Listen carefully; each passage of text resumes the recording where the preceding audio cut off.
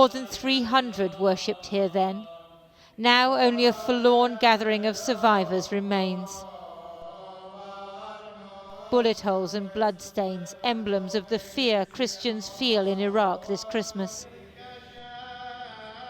While it's safer in Baghdad for most people now, targeting those they call infidels. Maybe 1 million Christians lived in Iraq before the war, but more than half have left, and others are following. Standing here in this church, it's not hard to understand why Christians want to leave. Christianity has been here in Iraq for more than 2,000 years. Some of the Christians still speak Aramaic, the same language as Jesus. But the killings and bombings and attacks of the last few weeks may have tipped the balance. People want to go. Security camera footage from the building opposite shows what happened. The terrorists, believed to be linked to Al-Qaeda, climbed over the wall. There was shooting all around. Then they exploded grenades and suicide bombs as they held the congregation hostage.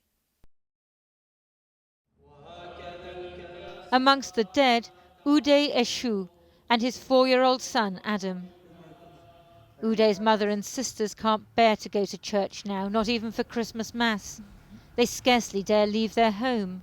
Now Uday is gone, I feel I've lost my world, as if the world doesn't exist anymore. I don't want to leave Baghdad. I grew up, got married, and had my children here. I don't want to leave the country, but now that this has happened, I fear for my daughters. Her husband talks to the police, who've belatedly been tasked to protect Christian houses, several of which were attacked after the church bombing. He's bitter that they felt safer in the time of Saddam Hussein. We don't want to leave because we've watered this country's soil with our blood for thousands of years. And this is a Christian civilization with Christian history.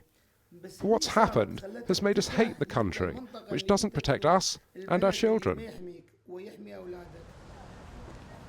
200 miles north of Baghdad, the autonomous Kurdish region has provided some sanctuary.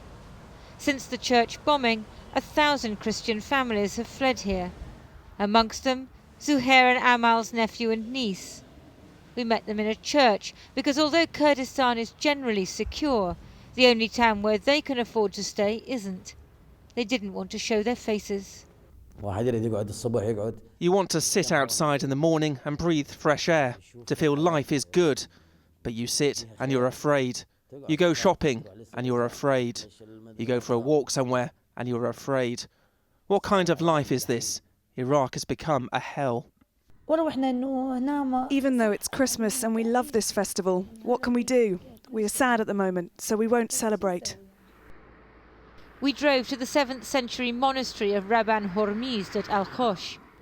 At its foot sits St. Catherine's, where the monks are sheltering some 20 families who fled the northern town of Mosul, Nineveh in the Bible, in November after a spate of attacks. Hannah left after her neighbour's house was bombed and her children threatened. Life, she says, was better before the US invasion. She doesn't want her surname broadcast. We were happy and getting on with our lives, but as soon as the Americans came into the country, this is what happened to us.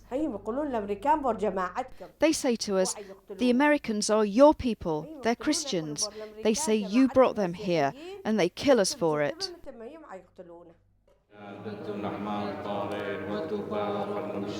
There were once 300 monks here. Now there are only 10. As Islamist groups become more powerful and in places violent across the Middle East, Christian communities are diminishing, and nowhere faster than in Iraq. In the Middle East, Iraq, Egypt or Syria, in all these places perhaps not one Christian will remain in the future because of the threats against them. There's a danger we will become like Iran and other places where Christians were all pushed out. They went to Europe and their culture and identity were lost.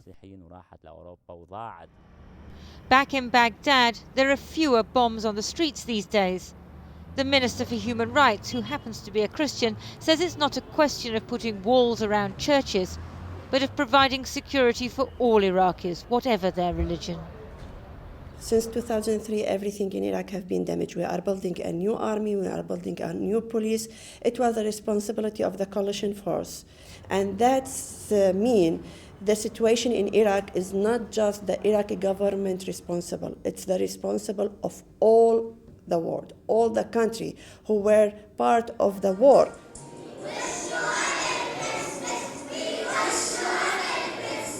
Christmas service at St. George's, the only church in Baghdad celebrating fully this year. Canon Andrew White, a Church of England vicar, combines traditions. A Santa, who might be at home in an English shopping centre, and the ancient Eastern Catholic rites. The Lord's Prayer in Aramaic.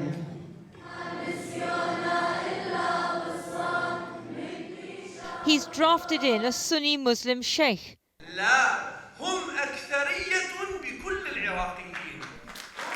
Applauded when he says Christians shouldn't be regarded as a minority, but an integral part of Iraq.